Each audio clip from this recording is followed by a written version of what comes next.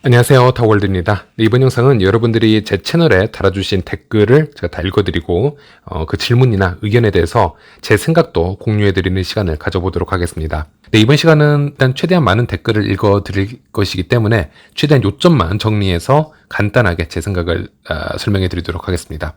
질문을 읽어드리자면요. 항상 잘 보고 있습니다. 한 가지 궁금한 게 있는데요. 현재 노드가 각국에서 운영이 되고 있는데 채굴에 대해서 반감기가 적용이 되고 있습니다. 노드 운영 시 그에 따른 보상으로 코인을 더 채굴할 수 있게 해주는데요. 이 노드가 블록체인 역할을 하면서 탈중앙화와 보안성을 강화해준다고 알고 있습니다. 그런데 만약 채굴할 수 있는 코인이 반감기가 적용이 되어서 거의 채굴할 수 없는 지경에 이르면 노드 운영을 할 필요가 없다라는 생각을 하게 될 것이고, 실제로 노드 운영을 중단하게 될 것 같고, 휴대폰 채굴도 너무 어려워지기 때문에 번개 버튼 누르는 사람들도 사라지게 될 것 같습니다. 이렇게 되면 블록체인 탈중앙화, 보안 문제 등 많은 문제가 발생하지 않을까요? 아니면 다른 방법이 있는 건가요? 아니면 제가 잘못 알고 있는 게 있는지 궁금해서 물어봅니다.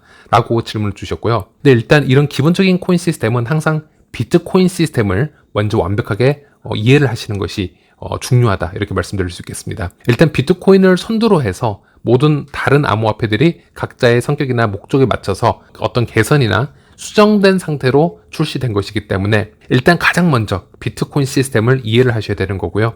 비트코인은 총 채굴량이 2100만 개를 넘지 못하도록 설정이 되어 있습니다. 현재까지 약 1900만 개 이상이 채굴이 된 상태인데요. 이 차트를 보시는 것처럼 비트코인의 채굴량은, 즉 블록 생성단 보상량은 시간이 흐를수록 점점 낮아지고 있습니다. 이게 바로 비트코인이 미리 설정해둔 반감기 시스템 때문입니다. 초반에는 블록당 보상량이 50BTC, 즉 50비트코인이었지만 이게 점차 줄어들어서 현재는 블록당 보상량이 6.25BTC밖에 되지 않고 있고요. 내년에 다시 반감기가 적용이 되는데, 그러면 블록당 보상량이 3.12개로 낮아지게 됩니다. 계산을 해보면 이 총 2100만 개의 비트코인이 실질적으로는 다 채굴이 되는 시점이 약 2140년이 되겠지만요.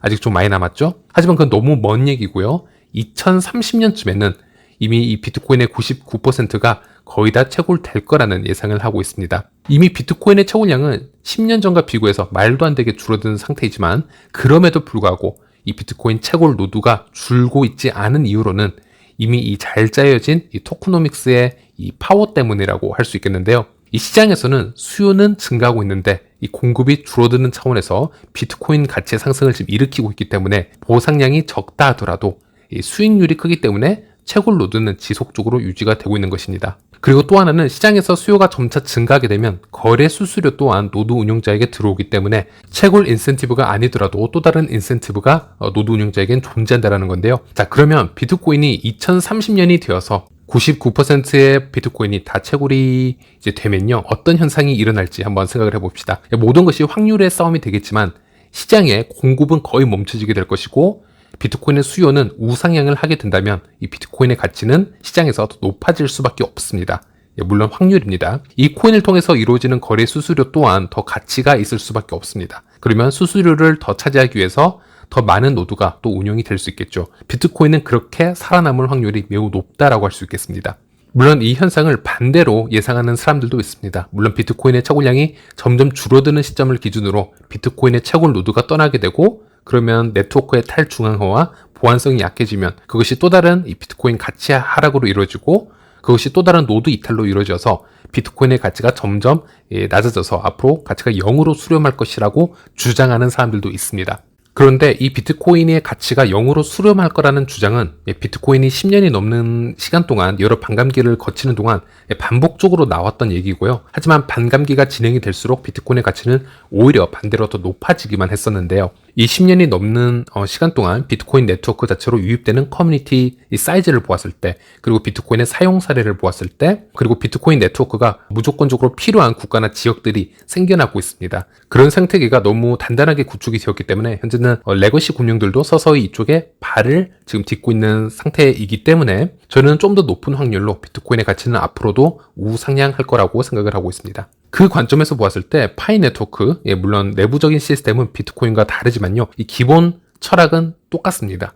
그리고 이 댓글에서는 파이코인 반감기를 말씀하셨는데, 파이코인은 반감기 시스템은 현재는 없어진 상태이고요. 매월 기본 채굴률 조정, 매월 기본 채굴률의 하락이 지금 있는 상태입니다. 파이 생태계를 보면요, 노드 운영자들에게는 채굴률 상승이라는 그런 인센티브를 현재는 주고 있는 상태인데 언제가 될지는 정확하게 모르겠지만 이 채굴량도 비트가 그랬던 것처럼 미래는 파이코인 또한 거의 바닥이 날 것입니다. 그리고 비트코인과는 다른 부분은 비트코인 생태계에서는 그 거래 수수료를 그 거래 합의에 참여한 노드들이 다 받고 있지만 파이 생태계를 보면요, 현재 코어팀 노드에 의해서 이 메인넷이 운영 중이고 개인 노드들은 테스트넷에 지금 돌아가고 있습니다. 그 얘기는 메인넷 거래 수수료는 파이 노드 운영자에게 배분이 되고 있지 않은 상태입니다. 물론 현재는 그럴 계획이 없어 보이는데요. 그래서 파이 이 네트워크 메인넷 거래 수수료를 보면 모두 수수료 풀에 쌓아놓고 있는 상태입니다. 그리고 니콜라스가 이 수수료에 관해서 1, 2년 전에 이미 언급을 했었는데요. 이 수수료 풀에 쌓인 파이를 어떻게 사용할지는 다시 차후에 결정을 하겠다, 이런 언급을 하였습니다. 그래서 일단 제 생각을 정리해 보자면 이렇습니다. 파이코인도 시간이 지날수록 시장에서 여러 수요가 당연히 급증이 될 것이고 공급은 당연히 반대로 줄어드는 시스템을 가질 겁니다. 그러면 채굴 보상량이 현재에 비해서 매우 적어진다고 하더라도 높아질 수 있는 그 파이코인의 가치 때문에 노드 운용을 지속하려는 유저들은 유지가 될 것이다. 저는 이렇게 생각을 하고 있고요. 그리고 채굴 보상량이 거의 0에 가까워진다면 그때쯤에는 거래 수수료가 아무래도 노드 운용자들에게 나눠지지 않을까. 저는 그런 시스템을 코어팀이 개발을 해야 된다라고 생각을 합니다. 예, 그래서 현재 시장에서 코인의 쓰임새를 많이 만들어 놓는 게 급선무이고요. 그렇게 생태계가 확장이 될 수만 있다면 그 생태계의 탈중앙화와 이제 보안성을 담당하는 노드는 어떻게든 지속적으로 유지가 될 수 있을 거라고 생각하는 게 제 생각입니다. 그리고 질문자님께서 휴대폰 채굴 인센티브가 또 매우 적기 때문에 이것을 누르려는 사람이 별로 없을 것 같다, 이렇게 표현을 해주셨는데 이것도 거의 같은 방식으로 생각을 해볼 수 있겠습니다. 코인의 쓰임새가 늘어나고 사용자가 자연적으로 증가하게 되면요,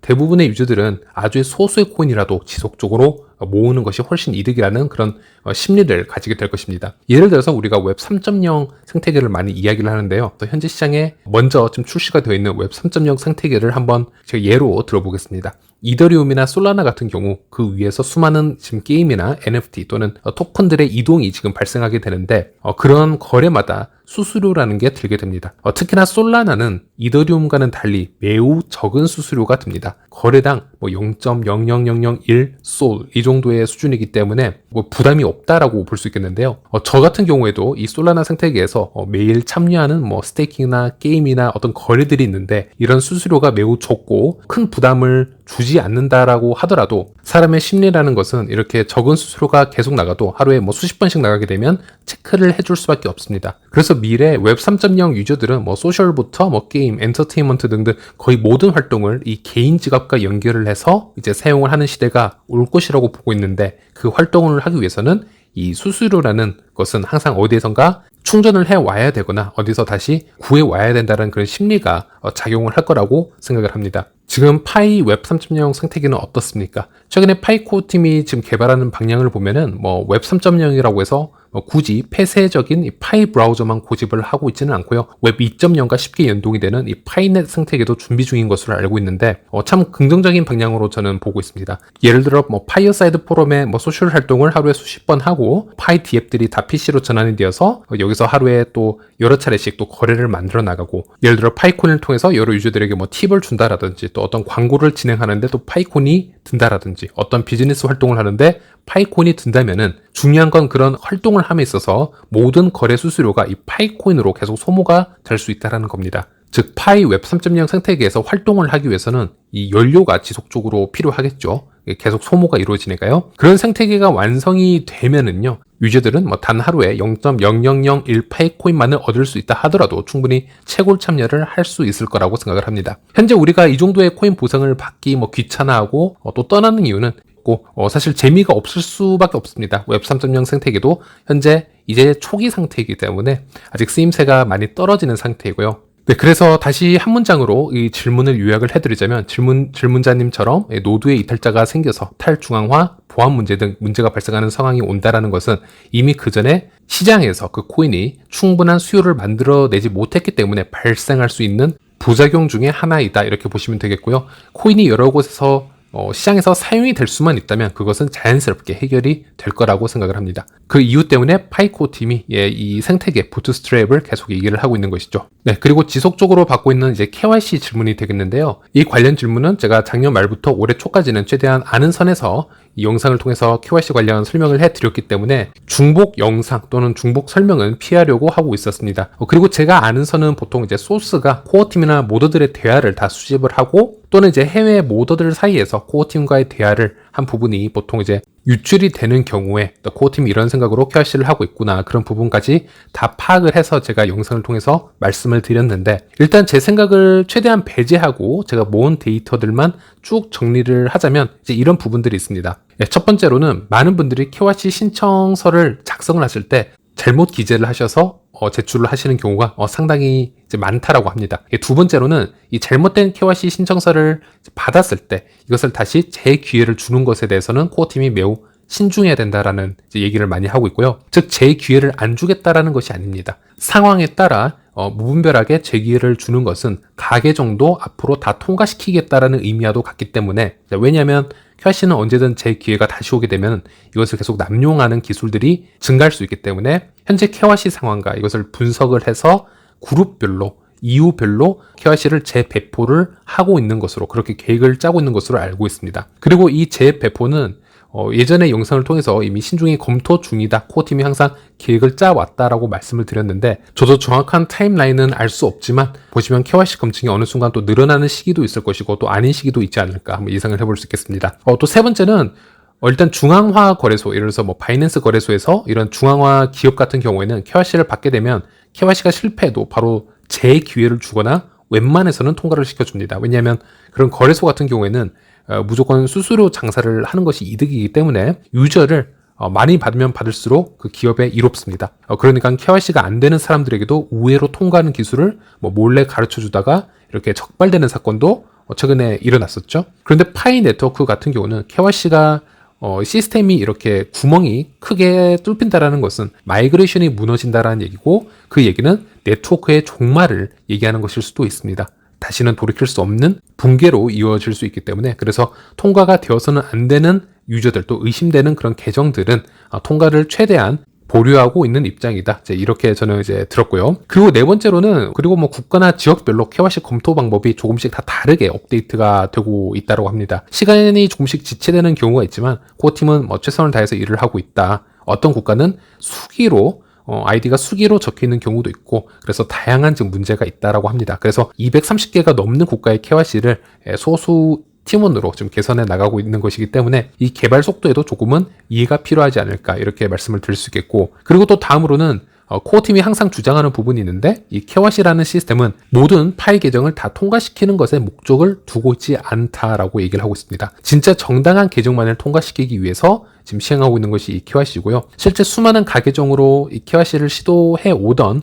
그런 집단들이 파이 커뮤니티 채창이라든지 그런 미디어에서 KYC에 관한 불만의 목소리를 계속 높이고 있었다라는 것을 코어팀에서 모더진에게 얘기를 했던 부분이 있었습니다. 그래서 우리도 그런 부분을 좀 냉정하게 판단을 해볼 필요가 있겠고요. 또 우리가 이 수치라는 것을 좀 더 객관화시켜서 생각해 볼 필요가 있겠는데, 이것은 물론 제 추측입니다만, 우리가 활성화 유저가 4,700만이라고 해서 오픈 메인넷으로 가기 전에 이 4,700만이 다 KYC를 통과해야 되고 또 마이그레이션을 받아야 된다, 저는 이렇게 절대 생각을 하고 있지 않고요. 니콜라스가 이제 모두와의 미팅에서 이런 얘기를 했습니다. KYC 배포는 이미 어느 정도 유저들에게 거의 다 돌아간 상태이다. 그런데 그 얘기는 작년 말에 KYC 배포가 800만 정도였고요. KYC 통과가 약 400만이었고 마이그레이션 양이 약 200만이었기 때문에 그 시점을 감안했을 때는 현재 어느 정도까지 이 폭발적으로 이 수치가 증가했을까 한번 예상을 해보면요. 저는 일단 이 활성화 인원, 이 4,700만 명보다는 훨씬 적은 인원이라고 생각을 합니다. 즉 현재 파이 브라우저를 다운받지도 않은 분들이 상당히 이 중에 많을 것이고요. 체크리스트가 무엇인지 또 어떻게 진행하는지 관심도 없는 유저들이 상당히 많을 거라고 봅니다. 그런 분들은 파이가 상장이 되고 가치가 올라가면 그때야 다시 유입이 되는 유저라고 생각을 하시면 될 것 같고, 그런 분들은 KYC를 진행을 할 수가 없기 때문에 오픈 메인넷까지 기다려 줄 수가 없습니다. 그래서 우리가 오픈 메인넷의 그 시작 시점과 이 4,700만이라는 수치를 너무 이제 연관을 시켜서 생각을 하시는 분들이 많은데, 저는 좀 다르게 생각을 하고 있고요. 굳이 현재 KYC 통과자가 약 500, 600만 명이고 마이그레이션 양이 310만 밖에 되지 않는데, 이 4,700만 명을 다 통과시키려고 하면 10년 이상 걸리지 않겠냐, 보통 이런 말씀을 주시죠. 제가 봤을 때는 그 계산법은 맞지 않다라고 보고 있습니다. 네, 그리고 다음 질문을 보면요. 카페에서 해킹으로 손실나신 분들이 많으신 것 같습니다. 현재 지갑, 비밀 구절의 보안 또는 개선 방법에 대해서 동영상 올려주시면 감사하겠습니다. 근데 사실 이에 관해서는 정말 많은 영상들을 올렸었는데요. 파이 지갑, 비수탁형 지갑이 어떻게 만들어지는지 더 설명을 다 해드렸고요. 이것은 파이뿐만이 아니고 모든 타 블록체인 비수탁형 지갑도 다 마찬가지입니다. 비밀기나 비밀 구절을 뺏기게 되면 그 안에 코인을 다 도난당하게 되고요. 특히 이 비수탁형 지갑이라는 것은 누군가 아니면 개발자의 서버에 이 비밀키가 비밀 구절이 저장이 되어 있는 방식이 아닙니다. 파이나 비트코인, 이더리움 같은 경우는 네이버나 카카오톡 이런 거와는 다르기 때문에 파이 코인 비밀 구절은 파이 지갑의 비밀 구절은 여러분만 소유할 수 있도록 지갑 생성할 때 딱 한 번만 공유가 되어주고요. 코어팀 서버에도 그 정보가 남아있질 않습니다. 그래서 기술적으로 보면 여러분이 부여받은 그 파이 지갑의 비밀 구절은요, 여러분의 파이 코인과 같은 거라고 보시면 됩니다. 거의 똑같은 거고요. 그래서 블록체인의 데이터를 움직일 수 있는 그 마지막 권한은 여러분에게 부여가 되었는데 그 누군가에게 그 힘을 뺏겼다라고 하는 것은 딱 한 가지 가능성밖에 없습니다. 바로 여러분들이 실수로든 고의로든 그 비밀 구절을 누군가에게 노출을 해줬기 때문입니다. 그래서 해결 방법이라는 것은 여러분들이 진짜 조심을 해주는 수밖에 없는데, 일단 파이 지갑을 열 때 당연히 지문 인식 설정을 해놓고 지문 위주로 잠금 장치를 해제하시고요. 또 비밀 구절은 휴대폰이나 PC에 절대 저장해 놓지 마시고요. 카카오톡이나 이메일에 나에게 쓰기에게도 저장을 해놓지 마시고요. 무조건 오프라인, 종이나 서류철에만 보관을 하시길 바라겠습니다. 네, 그리고 다음 질문인데요. 파이코인 최고라는 나라가 대부분 후진국이더라고요. 미국이나 유럽 등 선진국에서는 최고라는 나라가 없더라고요. 이 점이 좀 마음에 걸리네요 라는 질문인데요. 네, 일단 우리가 암호화폐의 가치를 보기 위해서는 금융 인프라 시설이 매우 발달되지 않았고 어떤 지정학적인 위기를 겪고 있다거나 그런 국가들이 이 암호화폐를 어떻게 사용하고 있는지를 먼저 보시면 됩니다. 암호화폐는 신용화폐나 다른 타 자산이 그들의 삶이나 생존에 전혀 도움이 되지 않는 경우에 암호화폐 가치에 빛이 발하게 되는데요. 예를 들어 러시아가 우크라이나를 침공했을 때 우크라이나 난민들은 ATM에서 화폐를 뽑아서 탈출할 수가 없었습니다. 이미 우크라이나 은행들은 다 문을 닫은 상태였고요. 또 금이나 다른 자산을 몸에 소지한 채 국경을 넘어서 피난을 갈 수도 없었고, 그래서 결국은 비트코인과 같은 암호화폐의 힘으로 다른 곳으로 탈출이 가능했었습니다. 또 극심한 경제 침체와 인플레이션을 겪고 있는 나이지리아 같은 경우는 비트코인의 지금 글로벌 리더가 되고 있죠. 국가 청년들의 대다수는 기본적인 암호화폐 한두 개는 무조건 보유를 좀 하려고 하고 있고요. 한때는 이 나이지리아에서 비트코인 공급량보다 수요량이 훨씬 높아서 한때 이 비트코인 프리미엄이 60%에 육박하는 시기도 있었습니다. 즉 다른 나라에서 지금 매수하고 있는 비트코인의 가격보다 이 나이지리아에서 매수하는 비트코인의 가격이 60% 비쌌다라는 게 현실이고요. 그리고 이미 엘사바도르나 중앙아프리카 공화국은 비트코인을 법정화폐로 채택을 해서 사용을 하고 있습니다. 그리고 제3의 엘사바도르가 또 언제 나올지 모르는 상황이고요. 이 모든 암호화폐 현상은 개발도상국이나 극심한 어려움을 겪는 국가에서 빛을 발하고 있습니다. 한국 같은 국가는 어찌 보면은 암호화폐가 가장 필요 없는 국가 중 하나일지도 모릅니다. 한국은 금융 인프라가 워낙 잘 발달이 되어 있기 때문이고요. 국내에서 코인을 얘기하자면 그냥 변동성이 큰 투자 자산 중에 하나, 보통 이 정도로 취급을 하고 있는 것이죠. 그런데 이런 코인이 변동성이 크지만 가치가 지속적으로 우상향할 수밖에 없는 이유는 세계 여러 개발 도상국에서는 이 암호화폐가 투자 자산 중 하나가 아닌, 이것이 아니면 안 되는 상황들이 벌어지고 있기 때문에 이게 내재 가치를 지금 만들어 나가고 있는 겁니다. 제가 재미있는 가설을 하나 말씀해 드리도록 하겠습니다. 제가 여기 살고 있는 필리핀 같은 경우는 아직도 이 투표를 할 때 손가락에 잉크를 찍습니다. 왜냐하면 기본적으로 모든 국민이 동일한 아이디를 가지고 있지도 않고요. 전산화 처리가 잘 되고 있지 않고, 또 이중 투표를 구분해 내기가 시스템적으로 매우 힘이 듭니다. 그래서 이 손톱 사이에 잉크를 진하게 물들여서 투표를 했는지 안 했는지 지금 확인을 하고 있는데요. 그리고 필리핀 같은 경우 언어나 종교가 다 제각각 다 다르기 때문에 이런 사회 시스템을 정보가 하나로 통합하기 매우 지금 힘든 상황이 있습니다. 그런데 파이 블록체인을 통해서 예를 들어 1인 1계정 파이 지갑을 국민들에게 분배를 하고 이것을 투표 시스템으로 연결할 수 있는 그런 스마트 컨트랙트나 그런 시스템이 민간 업체에서 개발이 될 수 있다면 현재 이루어지고 있는 현 투표 시스템보다는 훨씬 효과적으로 이중투표 방지를 예방할 수도 있겠습니다. 만약 그런 세상이 온다면요, 국가가 최대한 국민들에게 파이 지갑을 KYC 받도록 또는 분배할 수 있도록 장려를 할 수도 있겠죠. 예를 들어서 말이죠. 수많은 비트코인 긍정론자가 비트코인의 가치가 0으로 수렴할 수 없는 이유 중 하나가 이런 나이지리아 같은 국가, 엘사바도르와 같은 국가, 우크라이나 같은 국가가 비트코인을 거의 생명줄로 사용하고 발전시키고 있기 때문에 도저히 어느 선 밑으로는 내려갈 수 없는 단단한 지지선을 구축해주고 있다, 이렇게 얘기를 하고 있고, 이 가치를 바탕으로 선진국들의 이제 추가 투자가 이루어지면서 가치는 지속적으로 우상향을 하고 있다라고 분석을 하고 있는데, 파이도 똑같다라고 봅니다. 국내에서 미국에서 일본에서 파이가 일반적인 거래 매개체로 쓰이기 때문에 가치가 계속 올라갈 것이다라는 것은 뭔가 블록체인 암호화폐 기반으로서 좀 아쉬운 부분들이 있습니다. 가장 중요한 건 파이코인이 없으면 안 되는 국가들, 은행에 계좌도 열지 못하는 국민들이 기본적으로 이 파이 지갑을 다 사용을 해주고, 또 그들의 생업이 이 파이 네트워크와 의지가 될 때, 또는 1인 1계정 특성을 이용해서 개발도상국에서 여러 스마트 컨트랙을 이용해서 여러 웹 3.0 시스템을 접목을 할 때 이거야말로 진정한 파이 가치를 만들어 줄 수 있는 시기라고 저는 생각을 하고 있고요. 그 후에 그 더 큰 세력이 뛰어들 수 있다라고 저는 믿고 있습니다. 네, 영상이 너무 길어져서 오늘은 여기까지 하도록 하겠습니다. 네, 영상 시청해 주셔서 감사합니다.